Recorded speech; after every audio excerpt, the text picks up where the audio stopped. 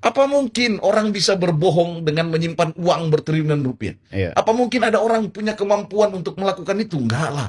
Menurut saya tidak seperti itu. Dulu ada orang bernama Korun, ya, yang kemudian Tuhan beri ujian kepada dia, memperkaya dia atas melewati proses miskinnya begitu lama. Tuh, Korun ini ahli ibadah, Bang Bil. Orang yang saya yakini lebih alim dari Jokowi, tapi tidak mampu menahan syahwat karena dia punya harta yang banyak.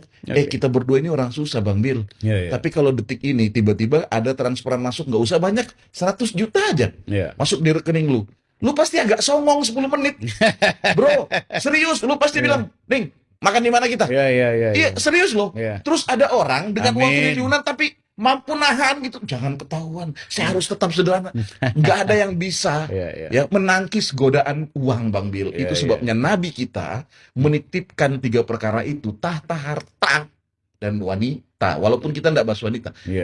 Terkait soal harta itu sesuatu yang tidak bisa kita. Bahkan Nabi Sulaiman minta maaf. Dalam pagelaran festival kenabiannya dia memperlihatkan kemewahannya. Nabi Sulaiman memperlihatkan saya punya istana dengan berlian-berlian isinya. Ya kan gitu. Ini Nabi. Loh bagaimana? Bahkan banyak pendakwah, kiai kita, ada Habib juga yang banyak koleksi mobilnya. Loh ada orang bernama Jokowi yang terkaya katanya di bumi Nusantara, tapi kok mampu nahan, nggak mampu beli Suprafit 1 biji gitu loh. Ini daya tahan model apa sih? Itu semua framing yang dibangun agar kemudian publik ini mulai berhenti mikirin kejahatan elit yang banyak di bangsa ini, lalu kemudian membuang seluruh tumpukan itu kepada Jokowi. Seperti kita tidak lagi pernah membahas elit parpol yang ada di Senayan, yang sebenarnya maling semua itu, lalu kita berhenti hari ini bicara tentang mereka. Bagaimana kemudian diperas otak kita ini hanya berkonsentrasi kepada satu manusia yang namanya Jokowi. Seolah-olah Jokowi tidak ada baiknya sama sekali. Tapi kan itu menguntungkan Pak Jokowi juga secara politis. Dan itu yang saya sebut tadi, bagaimana bisa orang yang direndahkan tapi juga dituduh memiliki segalanya.